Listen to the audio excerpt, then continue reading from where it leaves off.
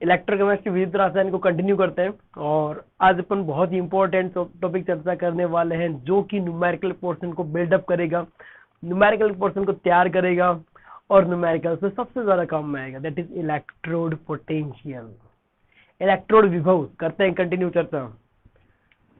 Next electrode potential.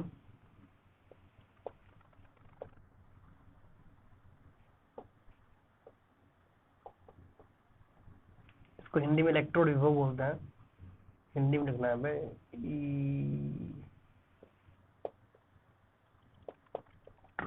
विभव। ठीक है, इलेक्ट्रोड पोटेंशियल जिसको कैपिटल ई से डिनोट करेंगे, कैपिटल ई। और किस तरह से करेंगे इसके पहले फील लेते हैं यार, बहुत ज्यादा जरूरी है। देखो यार, इलेक्ट्रोड पोटेंशियल क्या है? किसी भी इलेक्ट्रोड का पोटेंशियल, कहीं ना कहीं अपन ने पोटेंशियल शब्द सुना हुआ है, लेकिन आज इस पोटेंशियल शब्द की फील लेंगे इलेक्ट्रोड के अंदर। देखो नो डाउट ये किसी इलेक्ट्रोड का पोटेंशियल, एक सिंपल सी डेफिनेशन है, किसी इलेक्ट्रोड का पोटेंशियल इलेक्ट्रोड पोटेंशियल कहलाता है। लेकिन फील क्या है यार? देखो दुनिया के हर इलेक्ट्रोड की इसकी फील लेते हैं और डेफिनेशन लेंगे इसकी, नो डाउट डेफिनेशन, फील, परिभाषा और इसकी फील लेते हैं। देखो कोई भी इलेक्ट्रोड होता है, कोई भी इलेक्ट्रोड या तो इलेक्ट्रॉन लूज करना चाहता है या फिर इलेक्ट्रॉन गेन करना चाहता है, अपन ने चर्चा की थी। तो किसी भी इलेक्ट्रोड के द्वारा इलेक्ट्रॉन लूज करने की जो टेंडेंसी है या फिर इलेक्ट्रॉन गेन करने की जो टेंडेंसी, इसका किसी चीज से तो मेजरमेंट किया जाएगा ना, कि कौन कितना ज्यादा इलेक्ट्रॉन लूज करना चाहता है, कौन कितना ज्यादा इलेक्ट्रॉन लेना चाहता है। इस चीज की टेंडेंसी का मेजरमेंट जो यूनिट करती है, या सब जो फिजिकल क्वांटिटी जो भौतिक राशि करेगी, that is electrode potential. Electrode potential क्या है? किसी भी इलेक्ट्रोड की इलेक्ट्रॉन लूज करने की टेंडेंसी, इलेक्ट्रॉन गेन करने की टेंडेंसी की जो मेजरमेंट है, जो मापन है, that is electrode potential. Sir ये जो मेजरमेंट कैसे डिसाइड किया गया उसके बारे में सोचते पहले इसको डिफाइन करते हैं, परिभाषा लिखते हैं। This is the measurement of tendency of electron losing और गेनिंग।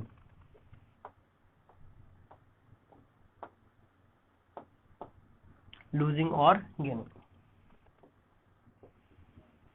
तो इलेक्ट्रॉन लूज करने या गेन करने की टेंडेंसी का ये मेजरमेंट है। अब देखो कैसे है सर, ये फील कैसे ले इस चीज को करते हैं, इसकी फील लेते हैं। मैं एक छोटा सा मतलब कोई भी मेटल एंड टाइप का इलेक्ट्रोड ले रहा हूं, जिसके अंदर एक मेटल रोड होती है, आप सबको पता है, और ये मेटल रोड उसी के एक्वस सॉल्यूशन डिप की हुई रहती है। ये मेटल की रोड उसी के एक्वस सॉल्यूशन डिप की रहती है। जैसे मैंने एक एग्जांपल के लिए जिंक की रोड ले ली और यहाँ पर ZnSO4 का एक्वस सॉल्यूशन ले लिया। हिंदी में क्या बोलूंगा, एक बार परिभाषा बोल देता हूँ, यह इलेक्ट्रॉन त्यागने अथवा ग्रहण करने की प्रवृत्ति का मापन है। सिंपल सी बात है, इसको EMF भी बोलते हैं, इलेक्ट्रोड का EMF, इलेक्ट्रोमोटिव फोर्स। ठीक है, तो इसकी फील पे आते हैं। देखो जब ये मेटल अपने आयनों के कांटेक्ट में रखी जाती है ना, पता है क्या होता है, एक इक्विलिब्रियम एस्टैब्लिश होता है, एक साम्य स्थापित होता है। क्या? जिंक जो है, जिंक ये सॉलिड रोड है, ये जिंक +2 एक्वस आयन है और ये +2 इलेक्ट्रॉन, ये एक साम्य में स्थापित होता है। कौन से साम्य में?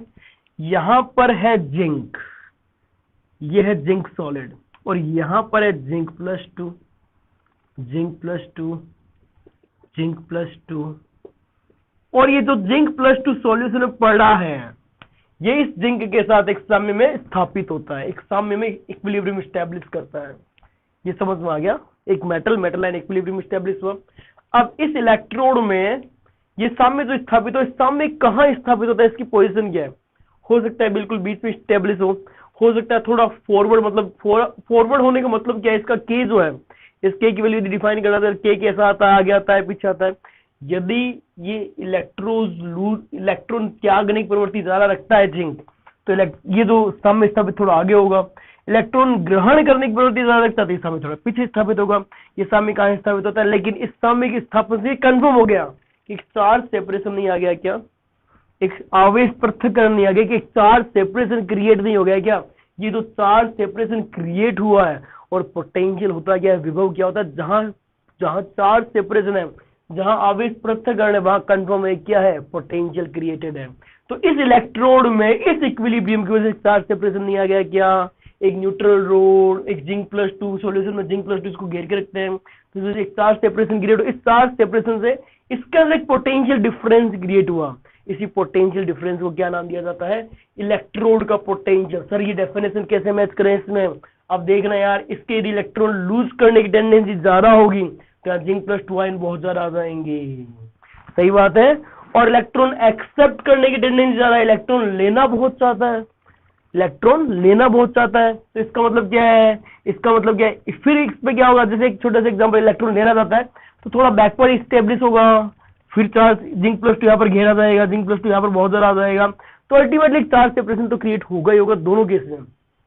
तो इस वजह से जैसे चार्ज सेपरेशन क्रिएट हुआ तो एक पोटेंशियल डिफरेंस जनरेट हुआ, और इस पोटेंशियल डिफरेंस को इलेक्ट्रोड पोटेंशियल, इलेक्ट्रोड विभव नाम दिया अपन लोगों ने।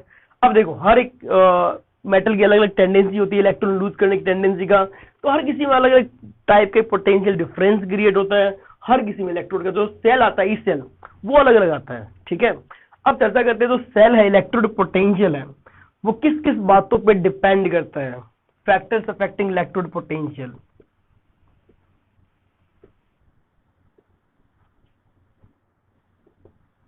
ई लिख देता हूं, इलेक्ट्रोड पोटेंशियल। अब सुनना, इस सॉल्यूशन के अंदर जिंक प्लस टू की कंसंट्रेशन के इस बात पर डिपेंड करेगा। इस सॉल्यूशन में टेम्परेचर या सॉल्यूशन का ओवरऑल टेम्परेचर या सिस्टम का टेम्परेचर क्या रहेगा, इस बात पर डिपेंड करेगा। हालांकि कोई गैस काम में ली जाती, गैस टाइप है इलेक्ट्रोड का, तो उसका इलेक्ट्रोड पोटेंशियल गैस के प्रेशर पर डिपेंड करता। तो अल्टीमेटली मेन वो तीन चीजें यहां पर डिपेंड कर रहा है। पहला कंसंट्रेशन ऑफ आयन, दूसरा प्रेशर ऑफ गैस लिख देता हूं क्योंकि यदि कम में है तो ये जरूर डिपेंड करेगा, प्रेशर ऑफ गैस यदि कम में आ रही तो, और अल्टीमेटली टेम्परेचर। इन तीनों के चेंज करने पर इलेक्ट्रोड का पोटेंशियल चेंज होता है। अब मैं बात करता हूं इलेक्ट्रोड पोटेंशियल कितने टाइप से डिफाइन होता है, कितनी वैरायटी है। तो टाइप्स ऑफ इलेक्ट्रोड पोटेंशियल,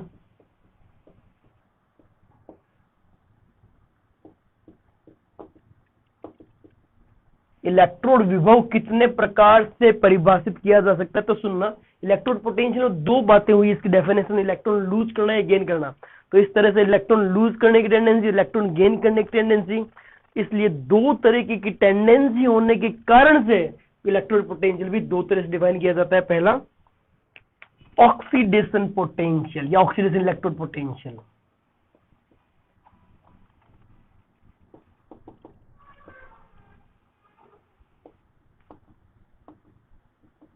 जिसको रिप्रेजेंट किया जाता है ईओपी, ऑक्सीडेशन पोटेंशियल। या फिर कैसे रिप्रेजेंट किया जाता है, या फिर कैसे रिप्रेजेंट कर सकते हैं, ई कोई एम से एम प्लस बना देगा, मतलब एम प्लस एक्स, मतलब ऑक्सीडाइज होता हुआ बताएगा, ऑक्सीडाइज होता हुआ, या सिंपली लिख देगा ओपी। ये तीन तरीके इसको रिप्रेजेंट करने के। और ओपी क्या बताता है, इलेक्ट्रॉन लूज करने की टेंडेंसी को बताता है। ये क्या बताता है, इलेक्ट्रॉन लूजिंग टेंडेंसी को बताता है, represent electron losing tendency, electron को त्यागने की प्रवृत्ति के बारे में बताता है। वैसे एक और होगा, इलेक्ट्रॉन लेने की प्रवृत्ति कोई बताएगा, इलेक्ट्रॉन गेन करने की टेंडेंसी कोई बताएगा, दैट इज रिडक्शन पोटेंशियल या reduction electrode potential, reduction electrode potential. तो रिडक्शन इलेक्ट्रोड पोटेंशियल को कैसे रिप्रेजेंट किया जाता है, ईआरपी, या फिर ई रिएक्शन रिडक्शन की लिख देगा नीचे, कैसे एम प्लस कोई ऑक्सीडेशन स्टेट से एम में चला जाएगा, या फिर केवल आरपी लिख देता है। तीन तरीके से रिप्रेजेंट किया जाता है। और ये किसको बताता है, इलेक्ट्रॉन गेन करने की टेंडेंसी को, electron gaining tendency,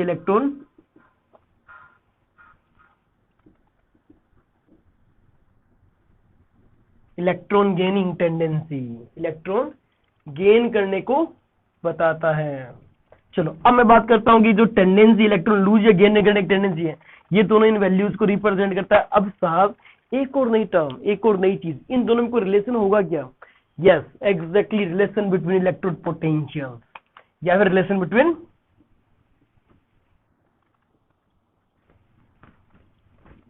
between OP and RP, बड़ा गजब का रिलेशन है।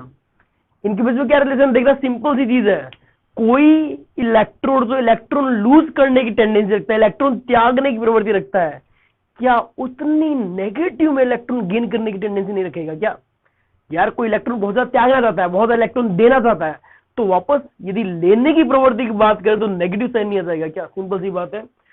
जो वैल्यू, जो जितना इलेक्ट्रॉन त्यागना चाहता है, जो वैल्यू जिसकी ओपी आएगी, माइनस में उसकी उतनी नेगेटिव में इलेक्ट्रॉन लेने की टेंडेंसी नहीं आ जाएगी। या फिर ये बोल दे कि जिसके इलेक्ट्रॉन लेने की टेंडेंसी ज्यादा है तो त्यागने की टेंडेंसी नेगेटिव नहीं चली जाएगी क्या उसकी? तो ओपी और आरपी में रिलेशन क्या है, कोई सा भी ले लो, एक ही बात है। ओपी और आरपी में रिलेशन क्या गया, समझ में आ गई बात। चलो, तो ये सिंपल से अपन ने देखा, इलेक्ट्रॉन लॉस करने की या गेन करने की टेंडेंसी को रिप्रेजेंट करता है ये। और इसके अलावा इसको किस तरह से फील लिया जा सकता है, इसके अंदर जो इलेक्ट्रोड पोटेंशियल जो जनरेट हुआ वो हो गया। फैक्टर कौन कौन अफेक्ट करते हैं, इसके जो टाइप्स हैं वो कौन से इलेक्ट्रोड पोटेंशियल के, जो ओपी और आरपी, और ओपी और आरपी में क्या रिलेशन है वो अपन ने सीखा। और इस तरह से एक और चीज डिफाइन होती है, that is standard electrode potential. ये तो सिंपल से इलेक्ट्रोड पोटेंशियल था, सिंपल सी बात है। स्टैंडर्ड इलेक्ट्रोड पोटेंशियल सारा क्या हो जाएगा, तो कंडीशन रखी है इलेक्ट्रोड की, वो सारा स्टैंडर्ड रख दो ना, वो सारी कंडीशन क्या रख दो, स्टैंडर्ड रख दो, तो उसको क्या नाम दे दिया जाएगा, स्टैंडर्ड इलेक्ट्रोड पोटेंशियल। करते हैं नेक्स्ट चीज, लिखते हैं अपन लोग।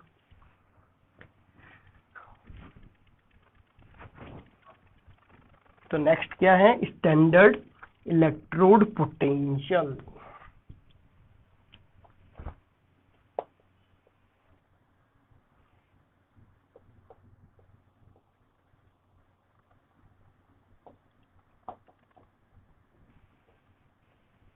स्टैंडर्ड इलेक्ट्रोड पोटेंशियल, जिसको अपन क्या बोलते हैं शॉर्ट फॉर्म में, SEP। इवन अपन ने स्टैंडर्ड ऑक्सीडेशन रिडक्शन में भी एक स्टैंडर्ड माना है। मतलब आपकी वो ये वैल्यू आईयूपीएसी ने बोला कि आप जब भी काम करो तो जबकि दोनों की वैल्यू जो है वो सेम ही, बस साइन का चेंज है, तो कोई एक को स्टैंडर्ड मान के आगे काम किया, जो रिडक्शन इलेक्ट्रोड पोटेंशियल को स्टैंडर्ड मान के काम किया। स्टैंडर्ड मानना मतलब जब भी वैल्यूज दी जाएगी या जब भी वैल्यूज पूछी जाए और कुछ नहीं बोला है तो आपको आरपी पे काम करना है, रिडक्शन पोटेंशियल स्टैंडर्ड माना गया है आईयूपीएसी ना। चलो नेक्स्ट आ जाओ, एसईपी, स्टैंडर्ड इलेक्ट्रोड पोटेंशियल। तो सिंपल सी वो सेम सारी बात है, बस इतना सा बोलोगे, when electrode potential at defined at standard condition, when electrode potential is defined at standard condition,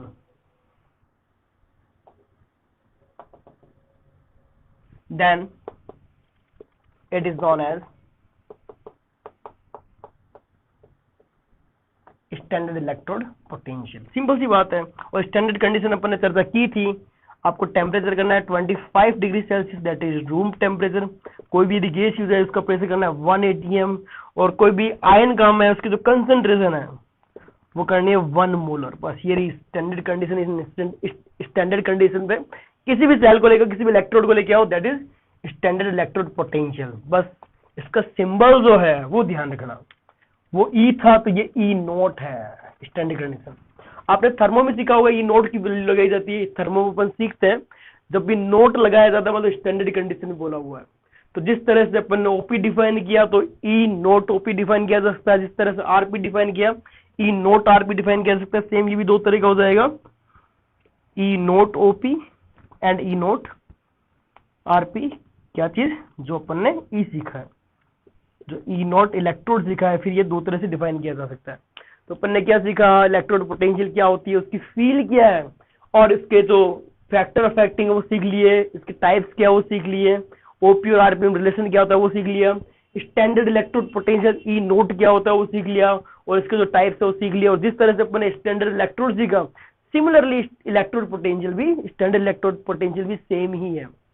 तो thank you so much for watching. और ये सब चीजें पढ़ाई जा रही है, नो डाउट ये ऑनलाइन क्लासेस में इसी तरह से पढ़ाई जा रही है जैसे आपको पढ़ाई जा रही है, पढ़ाई गई है या पढ़ाई जाती है और पढ़ाई जाएगी जैसे आप लोगों को पढ़ाई जा रही है। तो प्लीज यार इसको सब तक शेयर करें, सब तक पहुंचाएं। यदि आपको ये सब कुछ वर्कफुल लग रहा है तो प्लीज यार शेयर करें। Thank you so much for watching.